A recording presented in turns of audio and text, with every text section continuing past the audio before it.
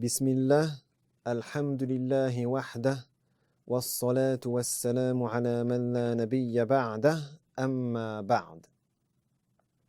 Quels sont les piliers du divorce et quelle est la divergence des érudits musulmans sur cette question?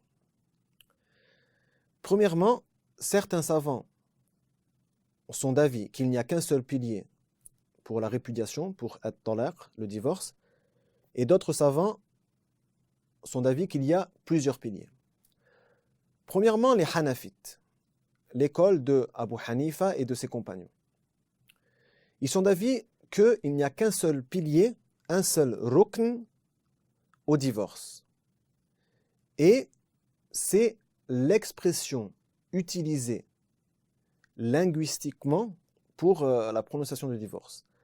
D'un point de vue juridique, c'est toute expression qui implique la fin de l'union conjugale, que ce soit explicite, comme anti taliq, c'est-à-dire tu es divorcé, tu es répudié, ou que ce soit implicite, kinaya, comme le fait qu'il dise à sa femme rentre chez toi, rentre chez tes parents, et il a l'intention par cela de mettre fin à la vie conjugale. Donc ça, c'est l'avis des Hanafites. Les Malikites, al-Malikiyya, sont d'avis que les piliers du divorce sont au nombre de 4. Le premier pilier, le conjoint autorisé à prononcer le divorce ou, dans le cas où il ne serait pas autorisé à prononcer le divorce, son tuteur légal.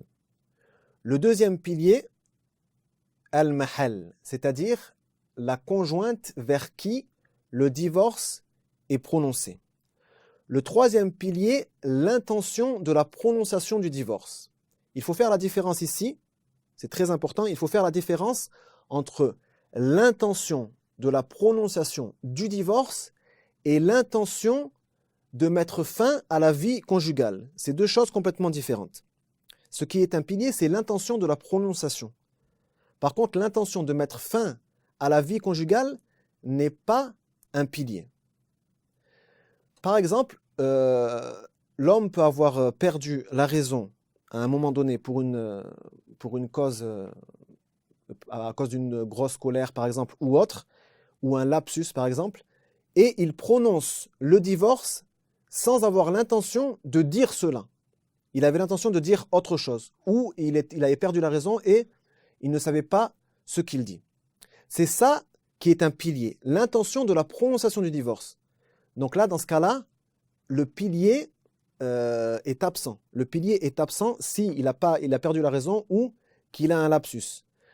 Par contre, le fait de prononcer le divorce en ayant l'intention de le prononcer, mais en ne voulant pas mettre fin à la vie conjugale, ceci n'est pas pris en compte. Ceci n'est pas pris en compte. Donc l'intention de mettre fin à la vie conjugale n'est pas prise en compte. Ce qui est pris en compte, c'est l'intention de prononcer. Le dernier pilier du divorce chez les Malikites est l'expression utilisée, qu'elle soit explicite, sarih, ou implicite, kinaya. Donc ça, c'est, comme on a vu, c'est le seul pilier chez les Hanafites. Les Shafi'ites, al-Shafi'iyya, et les Hanbalites, al-Hanabila, sont d'avis que les piliers du divorce sont au nombre de 5. Le premier pilier, le conjoint autorisé à prononcer le divorce. Le deuxième pilier, al-Mahal, donc c'est-à-dire la femme vers qui le divorce est prononcé. Le troisième pilier, l'intention de la prononciation, donc comme chez les Malikites.